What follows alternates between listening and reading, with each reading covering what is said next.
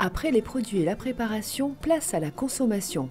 Manger suscite des règles collectives, c'est aussi un acte social. Les hommes, quelles que soient les époques, les ethnies, les latitudes, ont pris l'habitude de se rassembler pour accomplir cet acte. Par exemple, les manières de table.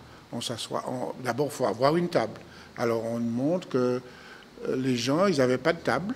Quand il n'y avait pas de table, eh bien, on mange et puis on va n'importe où avec son assiette, on s'assied et on mange. Et on n'en a pas toujours mangé avec la fourchette, on n'a pas toujours mangé dans des assiettes. Chose importante aussi, c'est que la prise de repas, elle peut se faire de deux manières. Ou bien on met tout dans l'assiette et on mange, ou dans le cou et on mange, ou bien on mange en séquence. Et ça, c'est un apport des Européens depuis le début du XVIIe siècle. Entrée, plat de résistance, dessert. Les comportements à table sont aussi liés aux origines sociales. Les gens de la haute société avaient une pratique qui après est devenue plus populaire. C'était de manger ce qu'on appelle les parties de rivière. C'était d'aller manger, de consommer, de déjeuner en étant dans son bain. C'est-à-dire qu'il choisissait une rivière avec une partie où l'aménagement convenait, avec une pierre qui pouvait servir de table, d'autres qui pouvaient servir de chaise, et on mangeait dans la rivière. Bien entendu, les domestiques avaient emmené tout ce qui était nécessaire.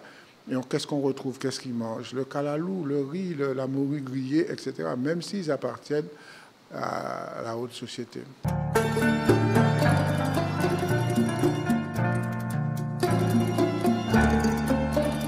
La case, c'est un lieu d'hébergement. On prépare rarement le repas dans la case.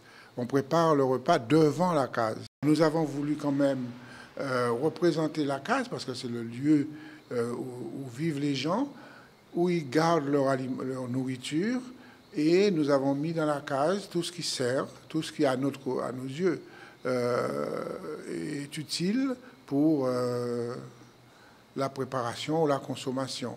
Par exemple, on va trouver la petite cafetière, on va trouver la caisse sur laquelle les gens s'asseyaient, parce qu'ils n'avaient pas de chaise. Ils décoraient souvent la cloison avec des journaux de l'époque, Nous Deux ou autres, et ainsi de suite.